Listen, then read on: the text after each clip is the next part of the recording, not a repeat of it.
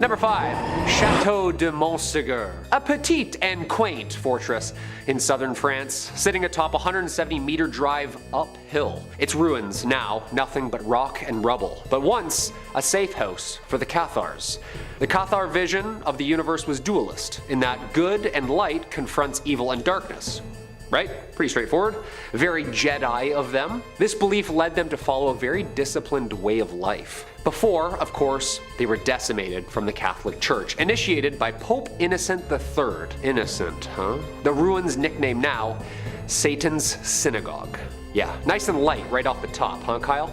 Described as one of the last Cathar castles and has been listed as a monument historique by the French Ministry of Culture. Cathar, from Greek meaning pure.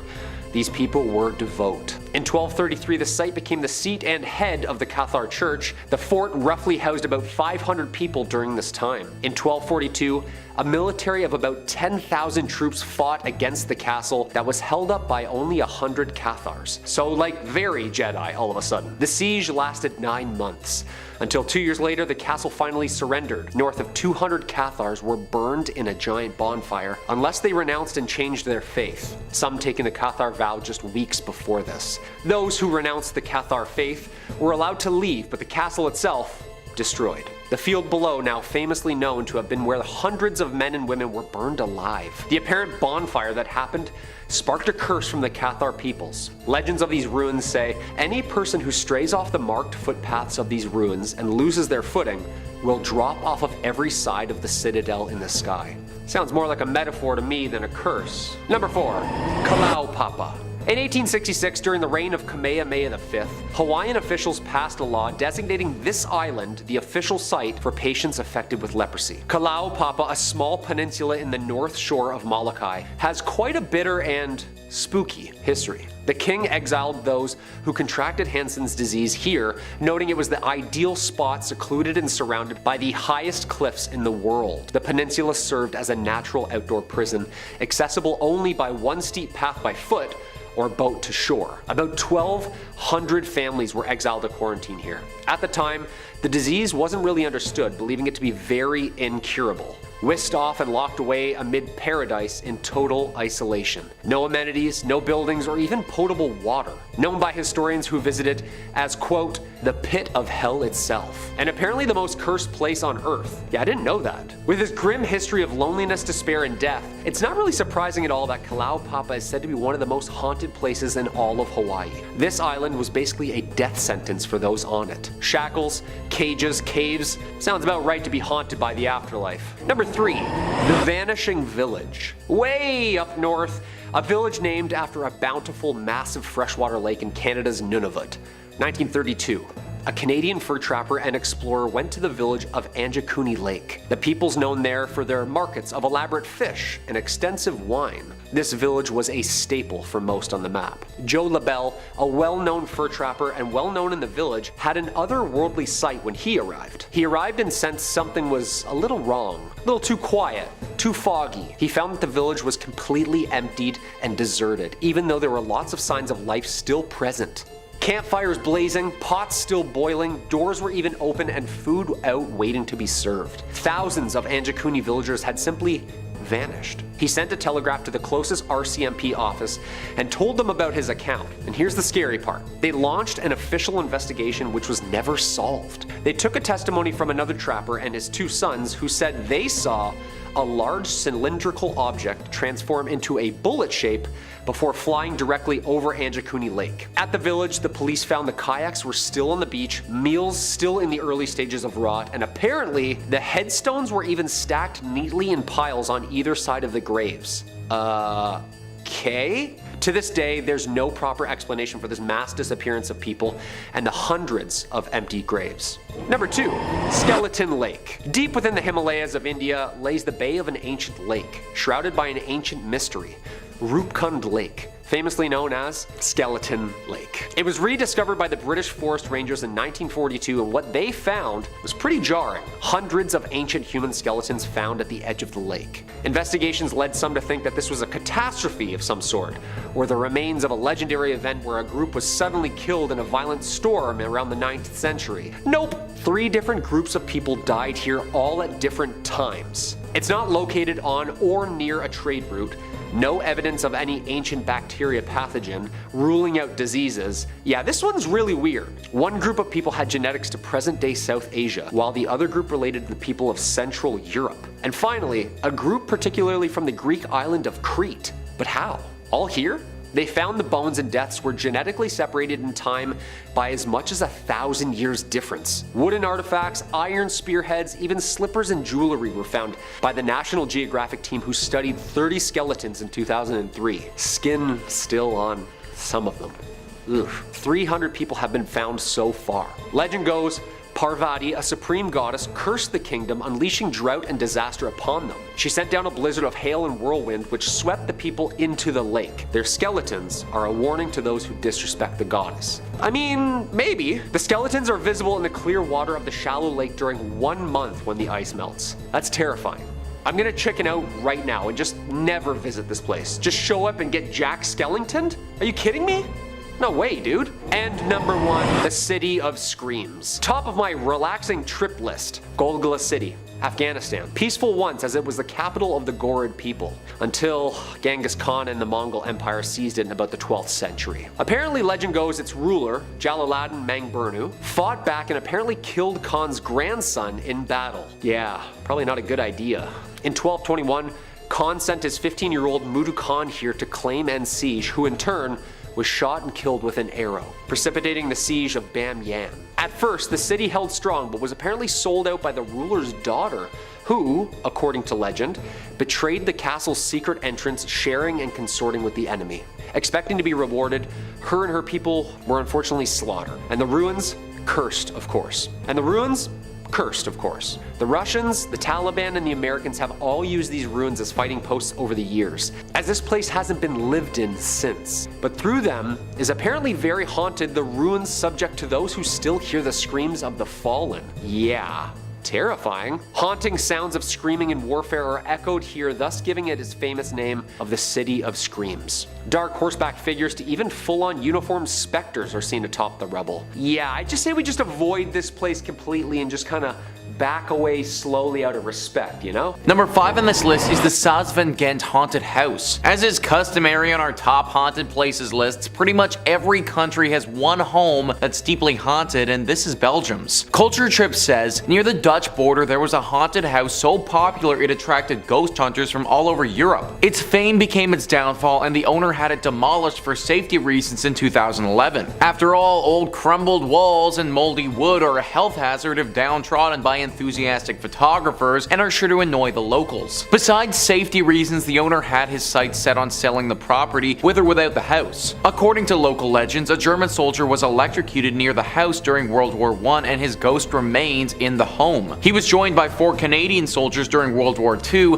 Their tank hit a mine on the property. There are several unsettling tales about the house. Cell phones suddenly had no service, watches stopped ticking, doors slammed shut, and curious visitors captured strange mist on their cameras. Whatever the truth, we may never know. Since it was demolished, the haunted house of Sasven-Ghent has turned into a legend. Now, even though the house is no longer there, the ghosts are still said to be in the area. The land here is deeply haunted with our respective World War I and World War II spirits. I find it really interesting that this home, or the ruins of it, aren't even haunted by a Belgian soldier at all, but literally by the ghosts of soldiers from different countries. I know that they died in unsettling and unnatural ways, and usually that's enough to leave a spiritual presence, but maybe the fact that it wasn't their home country added to this as well. Maybe it's harder to rest in peace when you're on foreign soil, when your family and loved ones are thousands of kilometers away. This is honestly just a theory that I was coming up with as I was writing this, so please comment down below if you think it might have some legs. Also, it should go without saying, but don't go visit this spot if you're ever in Belgium. Number 4 on this list is La Roche en Arden. We've already spoke about the haunted house. Well, another staple, especially for European countries, is the haunted castle. The castle La Roche en Arden is definitely one of Belgium's most haunted. Culture Trip writes, in the castle of La Roche en Arden, there used to live a nobleman with a very beautiful daughter named Berthe. He figured the best way to get a son-in-law was to organize a tournament and give the winner Berthe's hand in marriage. The story doesn't actually mention what Berthe thought of all this. The Count of Montague participated fiercely, despite already being engaged to another woman, Countess Alix de Selm. He won every game, but near the end of the tournament, a mysterious small knight in black entered the contest. Said knight killed the count and took birth to the bridal chamber. The next morning, the couple were found dead on the cliffs underneath the bridal chamber's window. The mysterious knight turned out to be Countess Alix de Selm, who had made a pact with the devil so she could kill her cheating fiancé and his wife-to-be. Ever since then, the Countess ghost haunts the castle. Well, that story honestly screams Shakespeare play to me if I've ever heard one. We got drama, betrayal, murder, it literally has everything. And usually when it has all of those elements, a ghost is left behind to haunt what remains. This story is no different, and the residents of this castle since then, plus any visitors who have come here, are constantly terrorized by the ghost of this countess. Apparently she doesn't hide her presence at all, but makes herself very known. She'll attack visitors and has even been reported as possessing people. Most of the time people make a full recovery from these possessions, but there have been reports where the trauma never goes away. Anyone who's willing to make a pact with the devil is certainly someone I want to stay away from, and being in ghost form makes that even worse. Number 3 on this list is the Sonian Forest. The Sonian Forest has a very strange phenomenon that occurs in it, which is locals believing it's haunted. Culture Trip says Diogen is a strange fog that hovers in the Sonian Forest near Brussels. The fog has been described as greenish, but as also gray, orange, or white. What's consistent in the descriptions are small shadowy figures in the fog and the sound of laughing children. The name Diogen is a misspelling from the original name Diogen, which literally translates to the eyes. It's called the eyes because there's always something large in the fog that stares at you. There have been reports of the figures near the forest that dart in front of cars, and a bloody little handprint on the car window that leaves as soon as the fog is gone. A bloody little handprint. That is a big no thank you from me, guys. This sounds like something that has come directly out of a horror film and something that should be avoided at all costs. Nobody knows why this fog appears, but the general consensus is that some very powerful ghostly entity conjures it. Who this entity or entities is or why they reside in this forest is unknown, just that they're extremely powerful. Locals are also very scared of this spot, and it's become infamous for disappearances throughout the years. Unless you want to disappear in a greenish smoke, I'd avoid it at all costs. Number 2 on this list is the John McCrae Bunker. Ypres is a city full of history. You could almost say it's haunted by history. Step into the quiet Essex Farm Cemetery by the canal to uncover a ghostly site. The bunker is supposedly haunted by poet and physician John McCrae. Many ghost hunters who come here claim to hear echoes of voices, gunshots from World War I, or even witness the ghost of John McCrae and his friend Alex. The bunker is a memorial site in honor of John McCrae's memory. He wrote the famous poem In Flanders Fields for friend and fellow soldier Alex Hemmler. Hemmler died on the battlefield, and McCrae followed not long after, passing away from pneumonia. Some say that after hearing gunshots, you'll see flashes of Hemmler's ghost. Many European countries have at least one site that is haunted by the ghosts of soldiers, usually from World War I or World War II, and this bunker is Belgium's. It just so happens to be a very famous soldier though. Growing up in Canada and being Canadian, I've read and heard the poem In Flanders Fields many times. It honestly makes me really sad to hear this legend and know that John McCrae's soul has yet to find peace and still clings to earth in what I can only imagine is a horrible purgatory state. If you do ever go to this place, then make sure to show some respect to him, his friend Alex, and all the other soldiers who lost their lives here. Maybe that's what his soul needs to finally pass on. And finally, number 1 on this list is the Crypts of Laeken. These crypts are very close to the royal crypts of Belgium, but have been dubbed far creepier and far more haunted. Crypts are usually pretty creepy to begin with. One of the most haunted spots in the world is the Paris catacombs after all. These get especially riddled with ghosts though after they've been abandoned for a long period of time. And that's exactly what went down at the Crypts of Laeken. For 30 years these crypts were completely forgotten about and abandoned, and those that were kept here just rotted away underground. 30 years later, a cemetery was built over top of this place and people started coming back. When they went down there again though, it wasn't how they remembered it. Creatures, dark beasts with red glowing eyes and an appetite for apparently only flesh live down there now. These underground crypts that stretch super far used to be only the home to the dead, but now they're also the home to these demon things. I personally see no appeal to going down to an ancient abandoned underground crypt anyways, but throw on some werewolf wannabes and this is definitely definitely a spot that I'd avoid. Number 5 on this list is Tranquil Sanatorium in British Columbia. Tranquil Sanatorium has quite an extensive and tragic history to it, which has caused its walls to be the home to many undead spirits. A sanatorium, if you weren't familiar, is an establishment which has the sole purpose of housing those with long-term illnesses and is often associated with tuberculosis. The one that we're talking about right now is no different. It was built in 1907 as a facility to treat people with tuberculosis. However, it didn't stay like this for very long. The purpose of the facility eventually changed to become an insane asylum. It acted as this mental institute for a while until finally becoming abandoned in the late 1980s. Due to its deep history with death, disease, mental illness, it's no wonder that the Tranquil Sanatorium is now deeply haunted. The layout of this facility screams something out of a Stephen King book. It has several buildings that are connected by poorly lit underground tunnels. The building itself looks all too eerie from the outside as well, with dirty cream colored walls that have seen far better days as rot and mold slowly devour them. Visitors of this place report feeling extremely uneasy. A common note for most people that visit is the presence of orbs, strange balls of light that flutter throughout the building and then disappear. Some people have reported seeing a ghostly apparition on the 6th floor. This ghost takes the form of a woman not older than 30. She appears to be crying and screaming. The tunnels are said to be particularly haunted. People have reported screams coming from nowhere, flashes of movement, menacing and animalistic groans that make you feel as if somebody is right behind you. Children can also be heard playing every now and again in some of the more open areas of the building. Clearly, this place's dark history has impacted it greatly, and just because physical humans decided to abandon it in the 80s doesn't mean that it was truly abandoned for good. Number 4 on this list is the FIRKINS house. The FIRKINS house is part of Fort Edmonton Park, which, you guessed it, is located in Edmonton, Alberta. Fort Edmonton Park is a little tourist attraction that has buildings from 1885, 1905, and 1920 to represent the homes of the time. One of the houses is the FIRKINS house. This home is interesting because during my research, I couldn't find any particular evidence of wrongdoings or tragic events at this home. In fact, for the most part, it seems like a pretty normal house. People have lived there before and no harm has befell them, but it seems that after they moved out and the home was donated, that's when things started to go a little bit haywire. There are reportedly 3 ghosts or demons that haunt this home, each one scarier and more dangerous than the next. The first one is the ghost of a beautiful floating woman who is dressed in all white. People have said that they've spotted her in the windows of the home looking out at them or slowly drifting throughout the living room. The second one is the ghost of a little boy. The boy will appear to certain people looking extremely ill. It is currently unknown if this boy died in and around the area or what disease he is suffering from, but it is said that he resides in the home with the woman in white. The third being is by far the scariest of all 3. A ventriloquist dummy that will appear in the home or in the cupboards. This thing can move all by itself and talk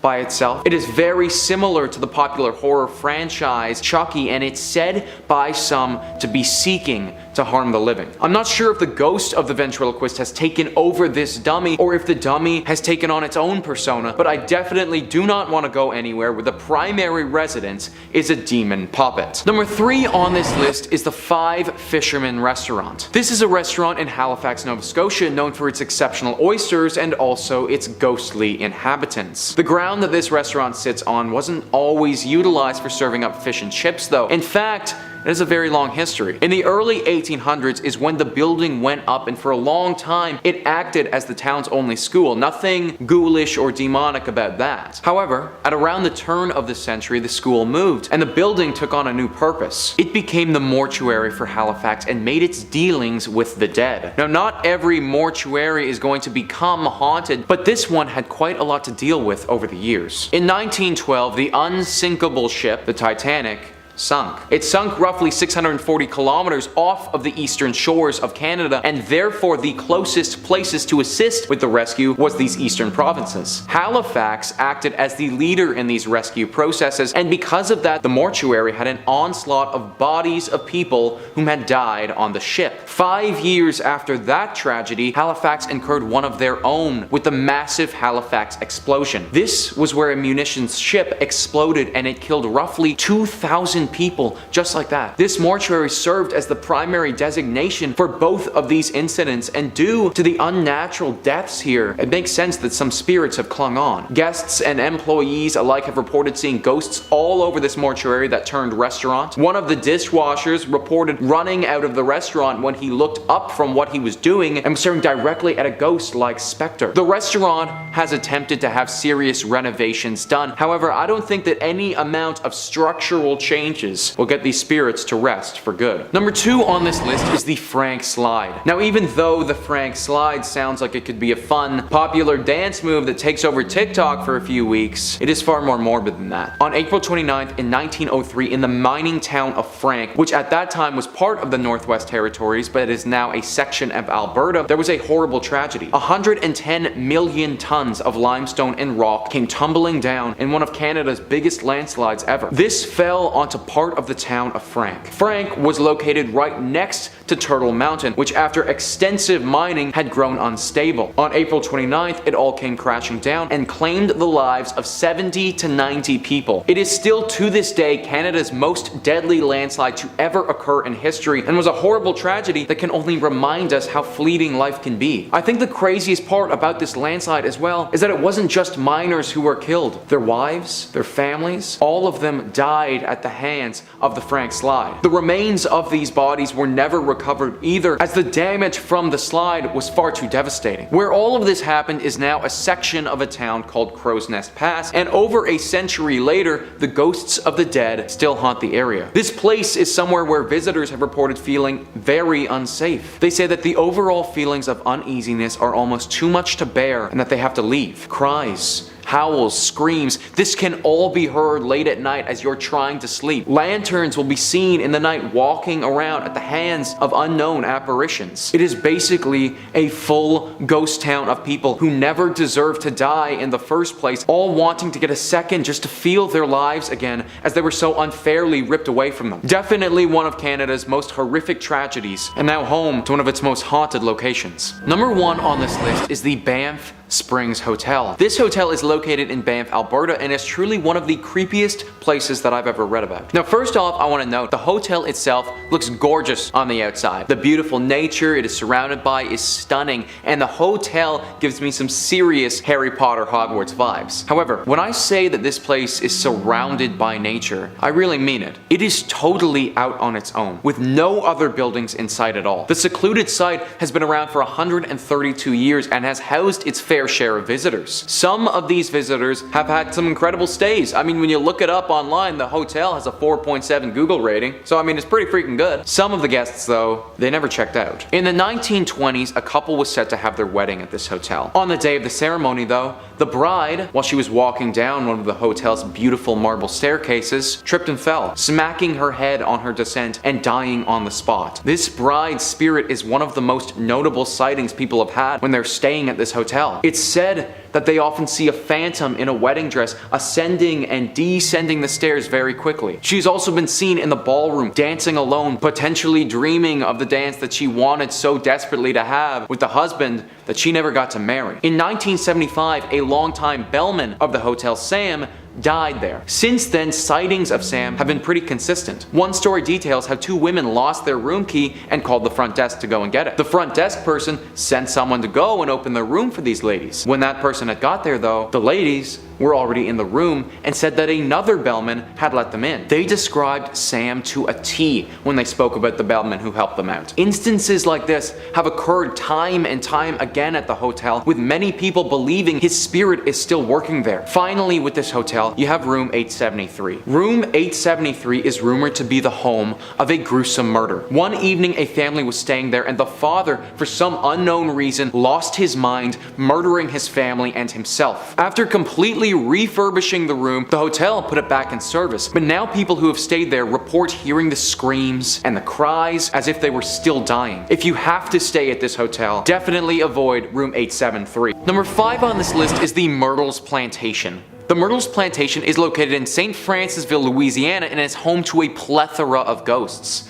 The plantation was established in 1796 and is said to have been built on an ancient burial grounds. These burial grounds have obviously contributed to the deep spiritual presence that it has, and the reports that there are 12 different ghosts that currently occupy the space. However, the spirit that is most commonly seen wandering the place wasn't from these burial grounds at all, but an incident that occurred at the plantation many years ago. Chloe, a slave of the plantation in the early 1800s, was eavesdropping one day on a conversation between the family who owned the plantation. The punishment was swift and drastic, and they cut off one of Chloe's ears so that she would never do it again. Chloe obviously didn't take too kindly to this, and even though she knew it would most likely mean her death, wanted to retaliate.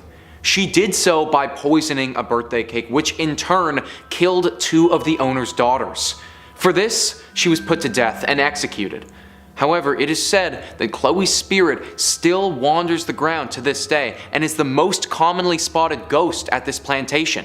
She will be wearing a turban to cover up her ear that was chopped off when she was alive. If you ever see this ghost, people say that you immediately get filled with a deep and solemn depression that hangs over you for quite some time. People speculate that the deep depression that you feel after encountering her may have been the way that she felt while she was alive. Number 4 on this list is the Whaley House. The Whaley House is located in San Diego, California, and is said by some to be the most haunted home in all of the United States.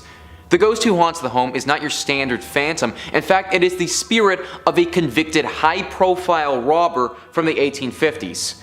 Yankee Jim had a good run of thievery, but was inevitably unable to avoid the gallows and was hung off of the back of a wagon in 1852. Thomas Whaley was at that hanging and watched as Yankee Jim died. This did not deter him though from purchasing the very land where it happened. It was at this spot that he proceeded to build what is known today as the Whaley House. It didn't take very long at this home though before the Whaleys quickly realized the errors of their ways. It is said that it took only a few weeks of living there before they started to notice strange ongoings at the home. Doors would slam without anyone around them at all. They may even lock themselves as well with you inside.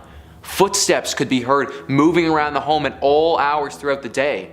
These footsteps were large, the sound of a big boot attacking the ground, the sound of Yankee Jim.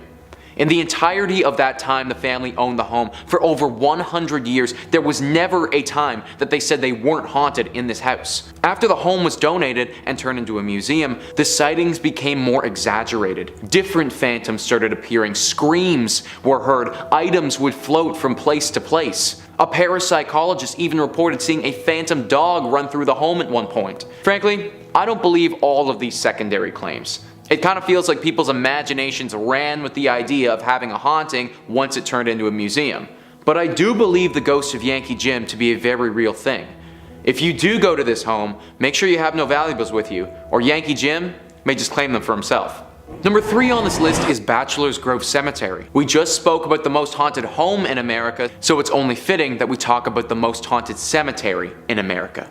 The Bachelor's Grove Cemetery is located in Chicago, Illinois, and has potentially the widest array of ghost stories that I've ever heard of. It's not the biggest graveyard in the world. In fact, it doesn't even operate as one anymore. It was established in the 1840s and practically abandoned in the mid-1900s. There were rumors that the mafia used to use this place as a spot to dump bodies, as it's reasonably secluded and nobody could see them do it. Its secluded nature, rumors tied to the mafia, and the inevitable vandalism that it did receive could all be reasons why it's haunted today. Now, I was talking about the mafia and gangsters. Well, one of the biggest ghostly sightings at this cemetery is actually a gangster car. The graveyard is right next to a road, and people driving down that road have reported seeing the distinct image of a vehicle in the middle of the road resembling a mafia vehicle. People have actually fully swerved off of the road and crashed their own cars, and then later realized that nothing was there at all. Others have seen a whole farmhouse appear in the graveyard, but when they tried to go to it, it completely disappeared. Cars and farmhouses, these are big apparitions, and lead me to believe that the spiritual presence in this cemetery has got to be really strong. In 1991, the Chicago Sun released a very famous picture of the graveyard in which there appears to be the figure of a woman sitting on a gravestone, all in white. The photographer behind this picture claims that there wasn't anybody there when he took the picture and it only came up on the camera. With over 100 ghostly sightings in this cemetery, I do believe that it's claimed to be the most haunted cemetery in America. It's well earned. Number 2 on this list is Waverly Hills Sanatorium. Waverly Hills Sanatorium is located in Louisville, Kentucky and was home to thousands of deaths. At least 8,000 if we're really trying to be exact. The sanatorium was built in 1910 and the main patients that it dealt with were victims of the White Plague. Back then there was no known cure and many of the patients died to this disease. That wasn't the only way that they died here though. It is believed that doctors would use these dying patients as guinea pigs for some drugs or treatments that they were developing. However, oftentimes this would just result in the patient's death. After the White Plague had largely been dealt with, the space was transformed into a geriatric hospital. The liberties that the doctors and the nurses took, they got even worse when this happened. Electroshock therapy was utilized. Major injustices and mistreatments were done on the patients from the nurses. It really all went bad. In the 1980s, this spot was shut down for good, but by that point, the damage had already been done. Now Waverly Hills is one of the most haunted locations in America.